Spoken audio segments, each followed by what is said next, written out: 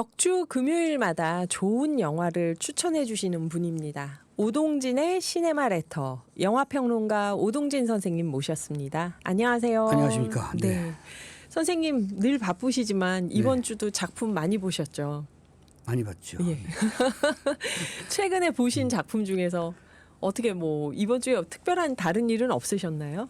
아니 이제 저는 극장용 영화만 봤으면 좋겠어요. OTT가 많아져서 기생수도 봤고요. 원래 이 기생수가 이게 참 긴 얘기가 되는데 네. 원래는 그 신체 강탈자의 침입이라고요. 1953년인가 56년에 나왔던 영화가 있어요. 네. 이게 갑자기 감독 이름이 생각이 안 납니다만 어쨌든 외국 영화였나요? 돈 시겔 감독이에요. 네. 왠지 굉장히 전설적인 그런 그 영화고 핵에 대한 공포나 공산주의에 대한 공포를 그린 영화라고 평가를 받았었어요 예전에. 근데 이제 사실은 신체 강탈자의 침입은 갑자기 마을 사람들이 이상해지는 거예요. 뭔가 외기에서 네. 뭔가 뇌를 장악하는 거죠. 그래서 사람들이 이상해져. 내가 알던 사람이 아니야. 적이 되거나 뭐 이런 거죠. 그래서 이들이 다 동족끼리 모여서 뭐 외계에서 우주선 같은 걸 타고 떠나려고 하는 그런 얘기예요. 네. 기생수가 딱 그런 얘기예요. 그러니까 사실은 일본이 모방의 천재라서 네. 이 신체 강탈자의 침입 바디 스네처라고 하는 단어를 아예 장르화시켜서 그 기생수라는 만화를 만들었고요. 네. 그 영화를 만들었는데 그런 정치적 사회적 그런 건 다 뺐죠. 일본 영화에서는. 그거를 이번에 연상호 감독이 다시 한국적으로 만든 거거든요. 아, 우리나라에서. 그렇죠. 여기에는 약간 연상호스럽게 종교에 대한 뭐 문제 이런 걸 넣긴 했습니다만 어쨌든 돌고 돌아서 이렇게 왔어요. 그래서 제가 보면서 이렇게 예전 1950년대 영화가 이렇게 변주가 되고 있구나라는 걸 알았는데 어쨌든 그거를 몇 개를 봐야 되잖아요. 제가. 네. 힘들었습니다. 네. 뭐 그런 영화도 봤고요. 뭐 엑소시스트 같은 영화도 올라 있어요. 네. 데빗 고든 그린이라고 제가 나름대로 좋아하는 할리우드 감독인데 그냥 상업영화 감독이에요. 네. 영화를 쉽게 만드는 감독. 그래서 제가 좋아하긴 해요. 왜냐하면 어려운 얘기 안 하니까. 그런 영화도 봤고 뭐 많이 봤죠. 지금 말씀하신 건 선생님이 보신 영화, 저희에게 추천하는 영화는? 사실은 많은 분들이 보셨으면 하는 영화가 굉장히 많은데 네. 지금 범죄도시 4 때문에 범죄도시 4 이거 선생님 지난번에 말씀해 주셨잖아요. 극장에서는 사실은 많은 영화가 사라졌어요. 범죄도시 4가 거의 87%에서 90%의 그 시장 점유율을 가져갔기 때문에 네. 극장 10개 중에 9개는 범죄도시가 걸려 있어요. 그러니까 지금 이틀 만에 100만 원을 모았다는 얘기는 영화가 굉장히 재밌어서 관객들이 요구하는 것도 있습니다만 관객들에게 보게 하는 것도 있는 거예요. 배급사가 쫙 풀어가지고 그렇죠. 다른 영화들이 설 자리가 없는 예전에는 건가요? 이제 이런 걸 가지고 저희가 많이 싸웠었어요. 네. 그러니까 이게 모든 극장 문화가 코로나 전과 코로나 후가 다른데 코로나 전에는 이 스크린 문제를 과도하게 가져가는 것들 굉장히 문제시했었거든요. 네. 적당히 가져가라. 한 60% 가져가면 되지 않느냐. 그래서 막 싸우고 스크린 상한제를 둬야 된다 막 이랬는데 코로나 때 한 2년 반 동안 극장이 완전히 망했었잖아요. 네. 요새는 어떤 분위기냐면 가져가라. 뭐라도 사람이 오면 일단 살아라 이런 거죠. 그러니까 약간 분위기는 좀 바뀌었고요. 작은 영화들이나 개성 있는 영화들이 OTT로 가라 뭐 이런 네. 얘기를 하고 있는 거고 약간 정책적인 변화 좀 필요한 그런 상황이긴 하고 범죄도시 4를 만든 마동석은 워낙 똑똑하기 때문에 그런 걸 다 생각하는 거예요. 우리한테 올 수밖에 없다 스크린들이. 그래서 거의 10개 중에 9개를 가져가서 이틀 만에 100만 원을 했죠. 네. 이틀 만에 100만이면 파묘를 그렇게 재밌다 하면서 봤는데도 100만 되는데 시간이 걸렸는데 네. 범죄도시 4가 진짜 영화 보러 가면 어디나 다 있었다는 얘기네요. 네. 이게. 제가 봤을 때 저는 처음 영화를 보고 한 800만 예상했었는데 800만이요? 그건 아니고요. 1000만은 넘어갈 것 같아요. 그러니까 아마 이번에 4월에 개봉했으니까 5월 지나서 아마 6월까지 갈 것 같고요. 네. 제가 영화를 보고 나서 느낀 건 김무열이 굉장히 잘했어요. 김무열 네. 배우. 네, 역시 이 범죄도시는 마동석이 버티고 있습니다만 네. 빌런, 악당이 중요해요. 악당이 어떤 악당이냐가 굉장히 드라마를 윤택하게 만드느냐 드라이하게 만드느냐의 문제인 것 같고요. 1편에서 윤계상, 2편에서 손석구, 3편이 악당이 좀 약했어요. 누군데요? 이름 기억 안 나요. 제가 안 봐서 네. 아 근데 선생님 윤계상 손석구면 진짜 사람들이 다 아니 배우가 유명해서 그럴 수도 있지만 네, 그 1편, 뛰어난 2편의 배우들. 악당이 굉장히 나쁜 놈들이었어요. 네. 그러니까 이 마동석의 전법은 악당을 키워요 영화가. 네. 그래서 최악의 나쁜 놈을 만들고 나중에 1대1 대결을 벌여서 마동석이 마동석이 해치우는 이겨요? 거죠. 아하. 그러니까 대중들이 원하는 그 서사의 방식을 그대로 가져가고 있고 그걸 너무나 잘 알고 있는 거예요. 그래서 빌런 악당을 키워요. 악당이 나쁜 짓을 많이 하도록 영화에서 많이 얘기를 하는 거죠. 그래서 막 사람들 분노하게 하고 아, 저런 나쁜 놈이 있나 이랬을 때 정의사도 마동석이 마석도 형사가 나타나서 그것도 원펀치 한 방으로 이제 해치우는 그런 것들을 보여주기 때문에 이번에 저는 악당이 누가 될 것인가를 생각했는데 김무열이 워낙 연기력이 뛰어난 배우고 대사가 거의 없어요 이번에. 아 대사 없이 대사 없이 악당 역할을 하는 김무열이 거예요. 거의 표정으로 하거든요. 네. 매우 잘해요. 어. 그래서 저는 마동석 씨 이런 얘기 들으면 기분 나빠할지 모르겠지만 김무열이 마동석을 더 살렸다. 뭐 그냥 살린 게 아니라 원래 살아 있는데 더 살렸다. 그래서 그것도 사실 마동석의 그 영리한 전략 덕분이다 이렇게 생각하는 거죠. 네. 잘 갈 겁니다 이 영화는. 네. 저는 마동석 배우 하면은 굉장히 코믹하고 영화에서 감초 역할을 했던 배우로만 기억을 하다가 네. 선생님 말씀 듣고 나서 아니 그렇게 뛰어난 제작자로 변신했단 말인가. 몸집을 보면 드웨인 존슨이잖아요. 드웨인 드웨인 존슨 레슬러 출신의 그 할리우드 배우. 선생님 근데 마동석 배우님하고 친하시죠. 그러니까 근데 그렇게 이제 말씀하셔도. 드웨인 존슨보다는 머리는 실베스터 스텔론이에요. 스텔론이 모든 걸 다 했었잖아요. 맞아요. 그러니까 그분도 네. 흥행작 많이 만들었죠. 그렇죠. 그리고 다 그 프랜차이즈 블록버스터 만들고 로키를 7개나 만들고 네, 그렇죠. 네. 익스펜더블 한 5개 만들고 뭐 만들었다 보면 흥행 성공하고. 다 뭐 시리즈를 만들어서 그 돈이 엄청난 거죠. 그러니까 산업 하나를 만들고 자기 스스로 장르화된 사람들이에요. 그거는 그냥 주먹구로 하고 있다는 건 아니고요. 굉장히 전략가 시장에 대한 전략 전술을 굉장히 잘 구사하고 있다는 얘기입니다. 이렇게 마동석 배우에 대해서 얘기를 해주셨으니 또 네. 범죄도시를 안 보러 갈 수 없을 텐데 아 여기 나왔습니다. 빠콩님이 범죄도시 3은 이준혁 배우였어요. 나 이준혁 배우. 미안합니다 이준혁 씨. 내가 나이를 먹어서 이게 몰랐던 게 아닌데 아니, 갑자기 기억이 안 나는 거예요. 그렇죠. 네. 그럴 때 있죠. 여기 보니까 진성님도 음공지킴이 짐성님도 내일 극장에서 범죄도시 4 보러 갑니다. 이준혁 배우가 했어요. 이준혁 배우가 형사였어요. 잘생긴 배우고요. 아. 3편에서 찌웠어요 일부러. 네. 몸을 찌우고 근육을 만들었는데 저는 이준혁 배우가 그게 약간 안 어울려요. 이준혁 배우는 찌운 게. 약간 얇게 마른 듯하게. 경호원 스타일이 맞는 거예요. 아주 댄디하고 핸섬한 경호원 스타일인데 이걸 벌크업을 시켜서 이게 좀 약간 안 몸집을 맞더라고요. 키웠구나. 안 맞더라고요. 그래서 그게 좀 제가 아쉬웠던 부분인데 어쨌든 네. 그랬습니다. 네. 마동석 배우님은 그러면은 영화에서 부족할 수 있는 남자 배우의 매력을 악당으로 준 악당에게 거죠. 네. 부여하는 거네요. 네. 그러니까 악당력이 굉장히 중요하다는 걸 알고 있는 사람이에요. 그리고 사실은 배우가 영민하지 못하고 좀 약간 바보스러우면 자기한테 자꾸 집중시키거든요 이야기를. 근데 이건 아는 거예요. 자기한테 집중시키면 지루해요. 그리고 똑같은 얘기를 반복하는 거니까 이걸 안 하려고 악당 쪽으로 많이 넘겨주는 거죠. 그런 건 대단히 잘하고 있는 겁니다. 네. 이 재밌는 방법이네요. 범죄도시 4를 그래서 우리가 이제 다 보러 가기로 하고 여기 보니까 뭐 청취자분들도 다들 보셨거나 보러 간다고 하고 계시는데 선생님께서 또 추가로 추천해주고픈 영화가 있다면 저처럼 범죄도시 4가 조금 무서운 사람들을 위해서 지금 사실은 그 극장가에 아직 남아 있는 작품들이 몇몇 있습니다. 마더스 같은 작품이 있고요. 범죄도시가 다 깔렸는데 몇개 남아있어요. 10% 중에 네. 남아 있는 곳 그래서 마더스. 잘 찾아서 보시면 좋은 작품인데 이게 네. 그 누구죠? 그 두 여배우가 나오고 두 마더스에. 엄마 얘기예요. 네. 이웃에 사는 엄마 얘기인데 앤 해서웨이가 나오고 제가 이렇게 이름들이 딱딱 기억이 안 나서 네. 이 앤 해서웨이의 아들이 사실은 불의의 사고로 베란다에 썰어져 죽고 나서요. 그 이웃 간 엄마 간에 기본적으로 엄청난 갈등과 사육전 같은 것이 벌어지는 거겠죠. 네, 네. 제시카 체스테인이 이웃 여자의 엄마죠. 이웃집 엄마 역할을 했었는데 두 여배우가 네. 워낙 뛰어난 배우니까 제시카 체스테인도 연기 굉장히 잘하죠. 앤 네. 해서웨이도 NSOA가 예전에 장발장 레미제라블에서 나왔을 때 맞아요. 코세트 엄마. 그렇죠. 팡 팡땅.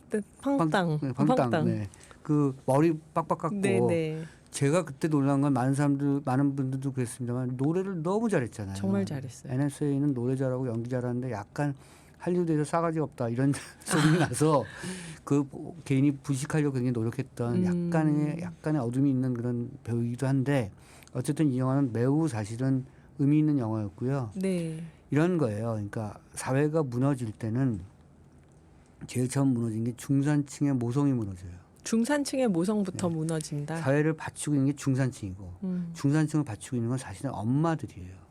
네, 가족주의. 아버지 아니에요. 네. 아버지 아니고 엄마가 사실은 그 가정을 굳건하게 자식과 남편과 이거 내조의 문제가 아니고 모계적 뭔가의 주도권이 있어요.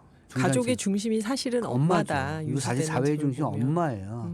그 엄마에 대한 주도권을 잘 만들어주면 그 사회가 건강하게 가요. 근데 모성과 중산층이 약간 무너진다 이런 사회가 이상하게 가는 거예요. 그 얘기를 비치고 있는 영화가 마더스예요. 생각해 보면 JFK가 암살당한 게 이제 62년이잖아요. 네, 요때가 흔들렸을 때예요. 미국 사회가. 63년에서 68년까지 미국 사회 중산층이 흔들렸고 이웃 간의 갈등과 뭐 이런 게 벌어졌던 건데 그 틈을 보여주는 영화가 맞았습니다. 그래서 우동이가 그렇게 얘기하는데 그런 얘기 하나도 안 나오던데라고 생각하실 수도 있는데요. 막상 보면서 영화는 이제 아우라가 있고 네. 사회의 어떤 병풍의 분위기를 보여주는 게 있어서 그걸 잘 틈을 보시면 그런 느낌이 좀 있으실 겁니다. 지금 미국에서 아마 로버트 케네디 아들이 대통령 후보로 나온대죠. 나온대요. 그래서 로버트 케네디 아들이요? 예, 존 F 케네디 말고 아들이 아니고 예, 법무부 장관했던 68년에 암살당했던 로버트 케네디 똑똑했잖아요. 그 아들이 13% 받았대요. 13%요. 네, 트럼프가 긴장한대.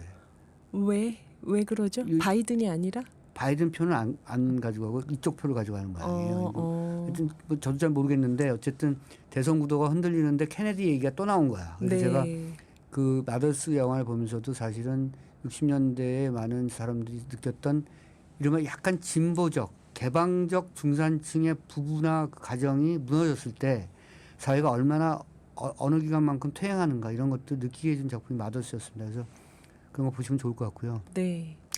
네, 이게 원래 제가 또 이상한 얘기 영화 얘기해서 앙리 조르주 클루조라는 그 프랑스 감독이 있었어요. 네. 디아볼릭이라는 디아볼릭. 영화, 예, 그 영화를 만들었고 이제 그것이 그 미장센 그 분위기가 여기 와 있어요. 영화를 많이 보신 분들은 이게 어떤 느낌의 영화인지를 짐작하실 텐데 영화 많이 안 보신 분들은 저 또 잘난 척하는구나라고 생각하실 수도 있다고 생각하고요. 격조 있는 스릴러인가요? 앙리 조르주 클루조는 예. 프랑스의 히치코크였어요. 그러니까 히치콕이 서스펜스 드라마의 대가잖아요. 네네. 영국에서 감독이고 프랑스에는 클루조가 있었던 거예요. 그래서 서스펜스, 미스테리 이런 것을 굉장히 잘 만든 거니까 이 마더스의 두 집안에서 벌어지는 살인극이 이게 얼마나 서스펜스가 강하고 얼마나 미스테리어스한가를 보여주는 그런 느낌인 거죠. 네. 마더스. 네. 선생님 말씀을 들으면 항상 이 영화 보러 가야지 하는 생각이 드는데 그리고 예. 60년대 여자 의상이요. 여성들의 의상이 정말 이뻐요. 의상에도 영화를 볼 때 정말 시선이 그럼요. 많이 가죠.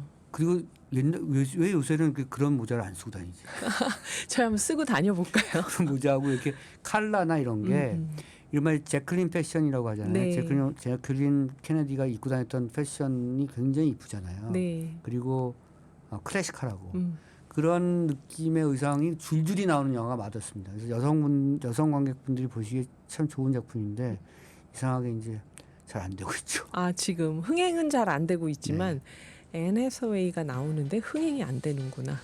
네, 잠시 후 2부에서 뵙겠습니다. 2부 시작합니다. 진행하는 저는 김희숙이고요. 1089님, 1089번님이 오늘 일찍 퇴근해서 퀴즈 맞추려고 했는데 아쉽네요. 쌀 당첨돼서 이웃집에 혼자 사시는 78세 어르신 주려고 했습니다. 그러셨는데요. 아쉬워하지 마세요. 저희가 3부의 퀴즈를 준비했습니다. 영화 얘기는 충분히 듣고 퀴즈는 3부 시작할 때 하니까 그때 맞춰주시면 됩니다. 3부 퀴즈에서 쌀 선물 드릴게요. 자, 저희 오동진의 시네마 레터 1부에 이어서 이어가 보면요. 1부에서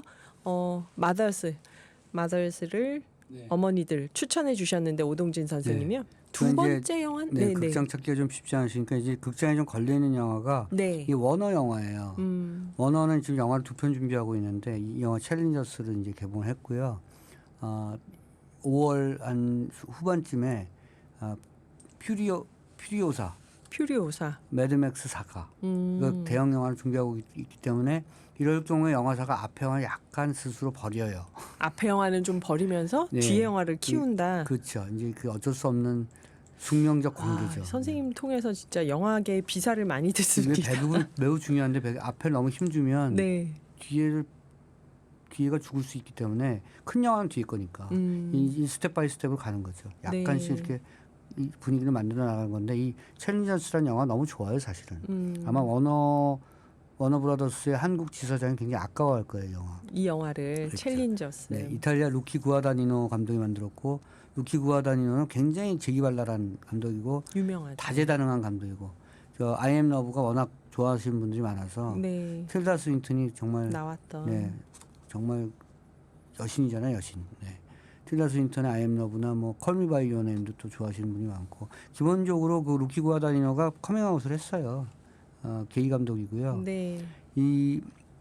그러니까 커밍아웃을 했기 때문에 이런 영화를 잘 찍는다 이런 얘기는 아닙니다. 그냥 뭐랄까 다방면의 어떤 관심이 남다르다는 거죠. 그래서 이 I am 러브도 사실은 약간의 근친에 대한 얘기잖아요. 왜냐하면 아들 친구와 사랑하게 되는 거니까 약간 이런 걸 유사한 의사 근친이라고 하는 건데 이제 그런 얘기나 콜미 바이 유어 네임은 사실은 딱 아이와 미성년에서 갓 벗어난 아이와 젊은 남자의 사랑 얘기니까 이런 얘기들을 굉장히 잘 찍는데 가장 중요한 건 뭐냐면 루키 구아다니노는 매우 감각적이에요.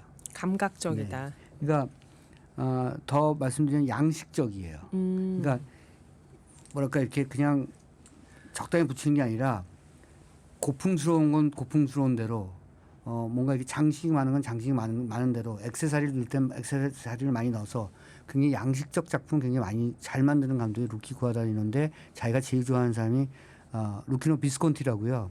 이탈리아 감독이네. 이탈리아 네오리얼리즘의 3대 감독 중에 한 명인데 네. 비스콘티의 후계자라고 스스로 자처하고 있는 사람인데 비스콘티가 그렇게 양식적인 감독이에요. 장르를 만드는데 하여튼 규격이 있어요. 뭔가 이렇게 이 흐름이 되게 좋고 미장센 안에 그렇죠. 들어와야 되는 형식이나 스타일을 강조하는 그렇죠. 거죠. 그리고 뭐가 많아. 네. 부산품이 많아요. 그러니까 그런 영화들을 잘 만드는 감독이고 루키 구아다니노가 그런 양식적 작품을 가장 잘 만드는 이탈리아 감독이고 본즈 앤 올이라고 이게 티모시 살라메가 나왔던 영화인데 이 영화는 사실은 먹는 식인이에요.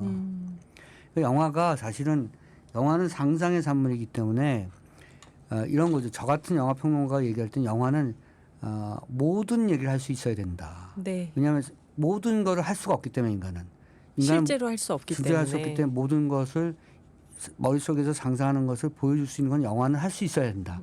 그거를 막으면 사회는 개방되지 닫힌다. 이런 게 저의 주장이고요. 사회가 열리고 사회가 진보하고 사회가 앞으로 나아가려면 영화적 상상력은 끝간데 없이 보여줄 수 있을 만큼 보여줘야 된다. 근데 루키 구아다니노가 심지어 식인 영화까지 만든 거예요. 식인 습성을 갖고 있는 식인의 어떤 DNA를 갖고 있는 젊은 남녀가 만나서 얘네 왜 서로 안 잡아먹지? 뭐 이런 거죠. 그러니까 어쨌든 그것을 서로가 식인의 습성을 갖고 있다는 걸 알게 되고 같이 지내는 두 남녀의 이야기인데 굉장히 말씀드린 것처럼 감각적으로 찍었어요.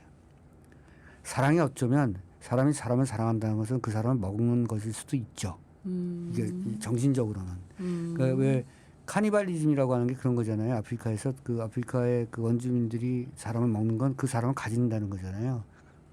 아닌가요? 아니 저도 그렇구나 하고 말씀을 네. 듣고 있습니다. 그러니까 지금. 그런 영혼까지 가져가는 거라고 하니까 그건 이제 원시 부족 사회에서 있었던 습성이지만 사실 그걸 영화적으로 표현한다면 어쩌면 너무나 지독하게 사랑한다면 그의 심장까지 먹을 수 있다는 문학적 표현이 가능하겠죠. 그런 얘기를 하는 게 이제 본즈앤 올인데 가장 감각적인 영화를 만드는 감독이기 때문에 그 영화도 좋았었어요 저는. 네. 그, 카니발리즘을 그렇게 얘기는 하죠. 죽는 게 아니라 내 안에서 살아나는 부활한다. 거죠. 네. 다시 살고 있다. 내 안에서. 그래서 내가 너를 먹으면서 나는 내가 너를 되고 산다. 너는 내가 되고 이런 거죠. 본제놀이란 영화였는데요. 네네. 그래서 선생님이 챌린저스라는 영화도 추천해 주셨으니까 그러니까 이 또 한번 사람이 생각을 해봐야겠네요. 5만 가지 영화를 다 만들잖아요. 네. 이게 테니스 영화예요. 챌린저스는 네, 테니스 영화니까 기본적으로 테니스 경기가 나올 거 아니에요. 근데 네. 테니스, 이런 영화 찍기 쉽지 않아요. 카메라 워킹, 그러니까 카메라 워킹이 공 치고 받고 이런 것들 CG로 그리기도 합니다만 실제로 좀 해야 되기 때문에 네. 실제로 하는 배우들도 있지만 그것을 찍어내는 카메라의 어떤 그런 방식이 기교가 필요한데 스포츠 영화까지 한 거예요. 루키 네. 과다니 영화. 근데 문제는 뭐냐면 스포츠 영화인 척 스포츠 영화는 아니다. 뭐냐면 한 선수의 여자와 그 여자도 테니스 선수였는데 남자 경쟁자인 라이벌인 두 남자를 같이 사랑하나 이런 거죠. 그러니까 이 삼각의 러브 스토리가 이게 진짠가 아니면 아닌가? 욕망인가 진심의 실제로 사랑인가? 이루어졌나? 그러니까 사랑의 그 아주 기묘한 그 틈과 감각을 잘 표현하는 사람이 루키 구아다니노라서 영화를 보고 있으면 이런 거예요. 그냥 일반적으로 우리가 얘기할 때 저 불륜이야 이렇게 얘기할 수 있고 저거 바람이야 이렇게 얘기할 수 있지만 영화를 보고 이런 영화를 보고 있으면 다 진실이야 이런 거죠. 사랑은 참 어려운 거라는 말씀 제가 몇 번 드리는데 네. 그런 형태가 없다고 늘 간격과 말씀하시죠. 틈을 가장 잘 표현하는 감독 중 한 명이 루키 구아다니노예요. 지금 예. 네. 보이는 라디오에 지금 오동진 시네마 이렇게 관능적인 스포츠 영화라니 챌린저스 하고 네. 예, 썸네일이 나가고 있습니다. 썸네일이 참 무섭던데. 관능적인 스포츠 영화. 그러니까 아하. 여러분들이 범죄 도시는 지금 막 가니까 몰려가니까 이런 영화 다 보시면 남들이 안 본 영화 보시잖아요. 있어 보여요. 그게 또 우리 시네마 레터의 목표이기도 하죠. 있어 보이는 거. 네. 뭐 다 보는데 뭐 굳이 뭐 그렇게 달려가서 봐 나중에 보지 뭐 이런 스타일 이런 거 이제 있어 보이죠. 그래요. 그래서 마더스와 챌린저스 추천을 네. 해주셨고요. 요즘 넷플릭스에서는 기생수나 지배종 이런 네. 작품이 인기라는데 네. 평론가로서 어떻게 보시나요? 기생수는 10점 만점에 막 7.2, 7.2? 7은 약간 넘는. 점 2는 뭘까 했는데 7은 약간 넘는. 7은 약간 박혀 보이고 7.5 주면은 좀 많고요. 네, 많고 7.2 정도.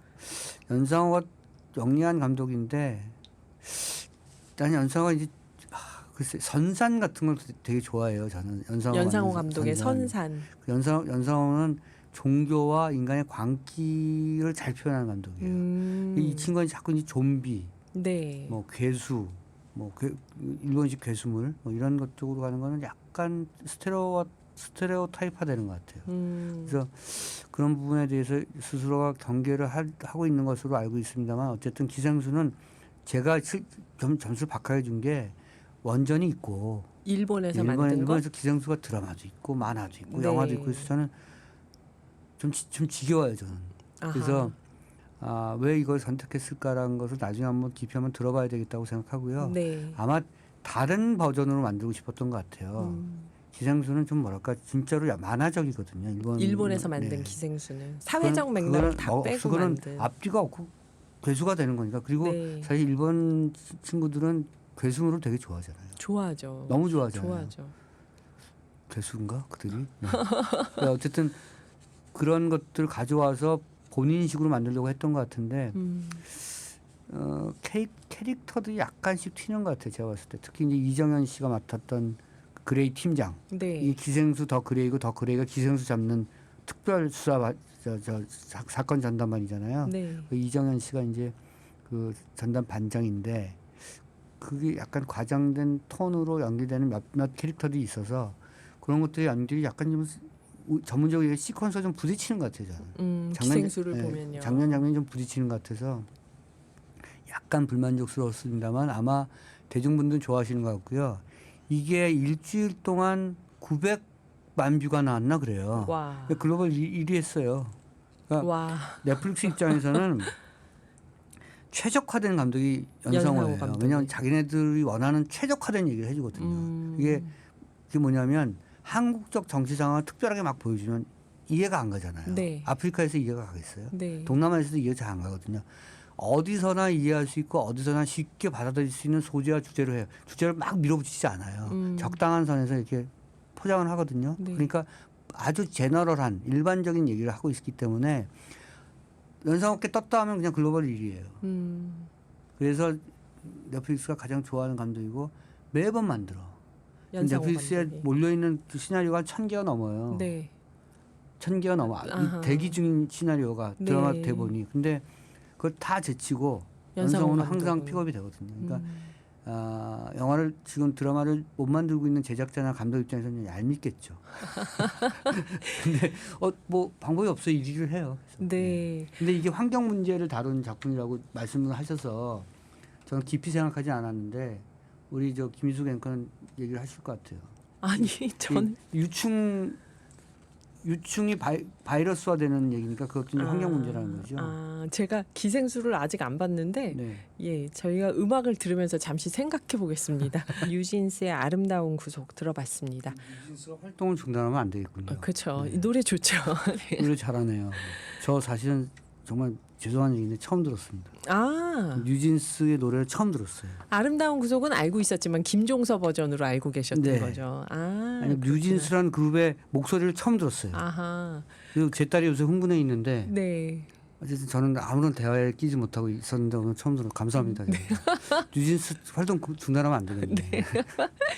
그 넷플릭스에서 기생수, 지배종 이런 작품이 인기인데 좀 네. 기생수 연상호 감독 기생수는 글로벌 1위다 순위가 얘기를 해주셨어요. 네. 넷플릭스가 연상호 감독 작품을 특별히 좋아하는 이유도 있다. 네, 최적화된 장르를 만들고 있는데 네. 그것도 딱딱 시기에 맞게끔 나오고 있다. 이런 거. 시기에 맞게끔 네. 나오고 있다. 약간 넷플릭스가 내려갈 때쯤 딱 만들어서 올리고 이런 거죠. 아, 내가 회장이라도 참 연상호 감독이 이뻐할 좋으시겠어요. 감독이죠. 네, 네. 그렇죠. 근데 기생수는 그렇구나. 그 유충이 머릿속에 들어오는 거니까요. 네. 뇌를 파먹는 거거든요. 근데 유충이 어디서 생겼느냐 이런 것에 대해서 여러 가지 해석이 있을 수 있다는 거죠. 그러니까 그것이 이제 외계에서 온 것일 수도 있고 네. 아니면 그게 변질된 유전자일 수도 있고. 그렇죠. 지구에서 뭔가 이상 그렇죠. 기후 속에서 이상 기후 만들어진 속에서 걸 또 환경 수도 오염 속에서 있고. 만들어진 이상한 유충일 수 있으니까 네. 여러 가지 측면에서 좀 광의의 환경 문제라고 생각할 수 있다고 저는 생각하고요. 지배종은 이제 대체육을 만드는 과정에서 맞아요. 문제가 생기는 거잖아요. 네. 대체육은 환경 문제를 해결하기 위해서 만드는 거 아니겠습니까? 그렇죠. 탄소 절감하려고 만드는데 축산에서 너무 탄소 배출이 많으니까 네. 이 대체육을 만들자 그런 건데. 그게 또 문제가 된 거 아니에요. 근데 실제로 대체육을 만드는 과정에서도 문제가 있나요? 제가 그 대체육 만드시는 분들이 굉장히 흥분하실 것 같은데 지배종을 현실이라고 하면 근데 이거 다 상상이죠, 상상. 예. 그 남궁원 씨 아들 이 네. 대체육을 만들고 있죠. 아 지금 홍정욱 씨. 홍정욱 네. 씨가요. 홍정욱 씨가 이제 정치를 완전히 그만 잡고 환경 문제에 대해서 굉장히 관심이 많은 친구로 사람이 알고 돼서. 있어요. 저도. 네. 네. 그래서 대체육을 굉장히 개발하고 있는 것을 제가 알고 있는데 약간 그 지배종에 이제 뭐 방영 금지 가처분 신청 아 진짜요?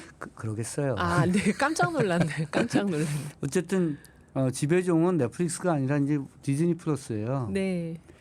여러분들이 이렇게 생각하시면 되는데 디즈니 플러스 넷플릭스가 전 세계 시장은 점유율이 굉장히 높고요. 그 다음이 네. 디즈니 플러스. 왜냐하면 디즈니 플러스는 디즈니라고 하는 그 영화사가 워낙 큰 영화사고 전 세계의 테마파크를 갖고 있잖아요. 네. 부동산 1위예요. 그러니까 돈이 많다는 얘기고 그래서 20세기 폭스에서 그 채널을 다 샀어요.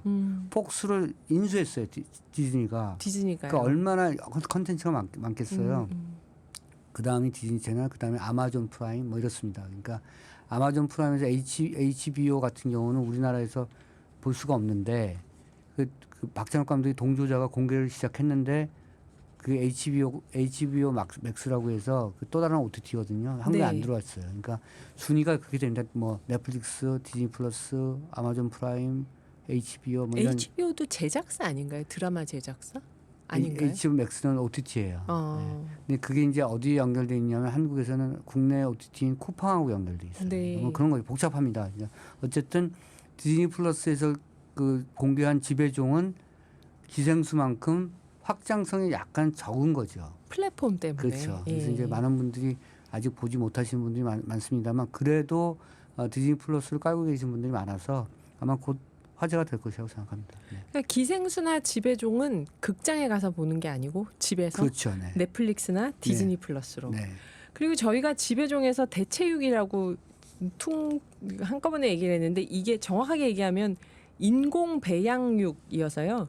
그러니까 식물성을 하는 거는 대체육이라고 하고 동물성인데 아, 축산업으로 키워? 키우지 않고 따로 배양해서 탄소 배출을 줄이면서 막 먹을 수 있게 하는 거를 인공 배양육이라고 한대요. 그 인공 배양육을 먹으면 그러니까 쉽게 말하면 가스가 안 나온다는 거 아니에요? 아 그렇게까지 그러니까- 이제 상상을 해서 만드는 거죠 여기서. 그렇죠. 아 그렇죠. 가스가 안 나오는 건 키우는 그때 소나 거기- 이런 데서 가스가 안 나오는 거죠 이제. 그게 가능해요? 아 인공 배양육 지금 만들고 있어요. 만들고 있는데 근데 참 인간의 지능은 참 무궁무진하군요. 근데 이게 이제 논란이 있는 게 이렇게 해서 탄소를 줄이는 건 좋은데 먹거리를 인공적으로 만드는 게 어디까지 괜찮을까? 그러니까. 이런 논란은 좀 있나 보더라고요. 건강상에 그게 가능할까 이런 거죠. 그러니까 대체육은 사실 식물로 만든 거니까 저는 괜찮죠, 그건 그거는 좋다고 뭐, 봐요. 예. 네. 저는 그건 그렇게 해야 된다고 보는데. 네. 인공 배양육은 이제 동물 복지적인 면에서도 이거를 그러면 소라고 할 수 있나 없나? 그 소에 우리가 먹을 수 있는 부분만 딱 배양해서 먹는다는 게 이건 또 어떤 걸까? 이게 동물권과 연관돼 있고 이게 이런 좀 거죠. 네. 논의가 복잡하더라고요. 이게. 그렇군요. 네. 네. 참 드라마 한 편이 네. 참 여러 가지 많은 걸 생각하게 네, 하는. 하게 해주네요. 네, 그렇습니다. 네. 여기 한종혜님이 오동진 선생님 폭력적인 영화는 별로예요. 순하고 기억에 남는 영화가 보고 싶어요. 그런데 여러 가지를 말씀해 주셔서 마음에 드는 영화를 선택할 수 있겠네요. 그러셨네요. 챌린저스 보세요. 네, 오늘 말씀하신 것 중에서 가장 순하고 기억에 남는 영화는 챌린저스. 마더스가 참 좋은데. 마더스도 네. 순한지는 모르겠지만은 아니죠. 그 비극의 파노라마가 있죠. 네, 기억에 남는 영화로는 볼 수 있을 듯한데. 네. 그게요. 2층에서 애가 이 화분을 걸다가 네. 베란다에서 떨어져서 추락사에서 죽은 거예요. 마더스에서 네. 아들이. 근데 이제 엄마는 1층에서 청소기 돌리고 있었고 네. 이웃집 엄마가 그걸 보았어. 그러니까 이제 사람이 이제 아이가 죽으면 엄마가 이제 책임감을 느끼는데 자기가 죄의식을 네, 느끼다가 네, 옆에 네. 있는 여자한테 너는 그때 왜 못 말려 이런 식의 싸움이 되잖아요. 네, 네.